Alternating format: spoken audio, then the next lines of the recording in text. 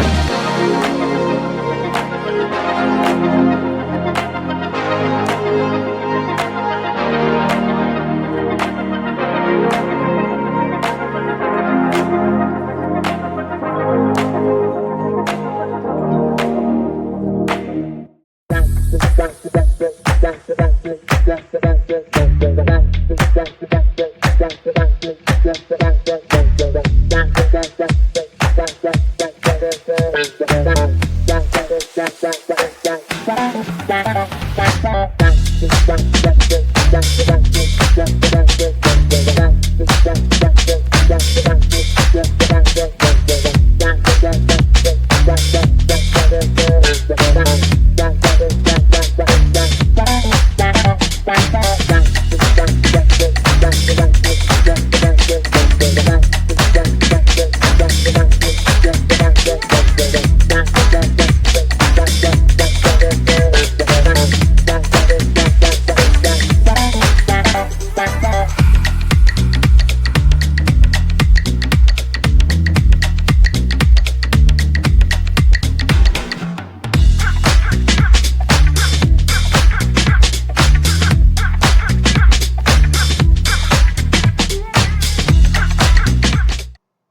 This is my favorite one. Now that last one, I don't know if you could see when I turned this light on. This is not the best black light, but man, that pattern got absolutely amazing. I can't wait to see this one under the black light. She's a little testy right now. Let's take a look. I don't think there's any way that this black light is catching what my eyes can see. This light's just too direct and bright, I think. But holy monkey, I loved this snake. But under the black light is absolutely freaking insane. I hope that's coming through. Look at that head stamp. Look at like the craziness of this back pattern. Man, that's got to be Inchy Leopard for sure. And I think Krypton. Can't wait to get the shed test back results back on this girl. Wow, I might have to shed test the one before this too, because she's got me super curious also. Man, look at that. Wow, I am blown away. Honestly, the blacklight revealed so much on every single one of those babies, made it much easier to tell some things that are going on, and just was mind-blowing on some of them. I hope that came through. I only have this one blacklight. Sorry, this is off a little bit. I only have this one blacklight, and it's a pretty powerful flashlight with a lot of direct light. So I was trying to kind of get the outskirts of the light on the animals so that it didn't wash out the pattern. But to the naked eye, wow. I hope that it comes through on the camera the way that I doubt it's even possible for you guys to see through the camera what I was seeing in person. It was so incredible, especially those last two babies from clutch number 6. I'm sorry, from clutch number 3, the special bamboo combos. Absolutely my favorite blue-eyed leucistic combo ever that I've ever seen, hands down. And under the black light, look, I mean, whoa, just crazy. I don't even know what to say. I am blown away by those last two babies, especially. But the others were really cool. The traditional blue-eyed leucistic, or the most traditional of them, you really like. It was kind of like, oh, this is a pretty snake, and then that light, that black light, really lit up the entire dorsal. Great head pattern at the back of the skull, like just amazing. The crystals were enlightening because there are a couple I can see I think are just crystals. And then you had one, it was like, whoa, that's at least Inchy and maybe Inchy Leopard. And then number 3 was definitely Leopard. And number 4, I think, was it number 4 or number 5? I think it was the last one we looked at was Leopard, and I'm pretty sure Krypton. And those were things that were kind of hard to tell just looking at them. You could tell they're different, but putting them under a black light really helped enhance that pattern to give me a clue of what's going on there. So I don't know. I might be doing a shed test on the last one to see if it is really Krypton. But I've got one of those babies that I have listed for sale right now. And to be honest, I'm really considering pulling her off the market until I can get her shed tested, because I'm so curious to find out what's actually going on in there. So maybe that'll be another video that we'll have to highlight. But I have to decide on that. Anyway, this was amazing. Thanks for joining me. I hope you enjoyed it. I really, really hope that came through for you. Please share your thoughts with me. And yeah, man, thanks for tuning in. Not man, anybody. Thanks for tuning in and joining me on this wild ride. It's been fantastic. So without further ado, let me remind you one more time to share the love of reptiles with anybody you can. And I cannot wait to see you guys again soon.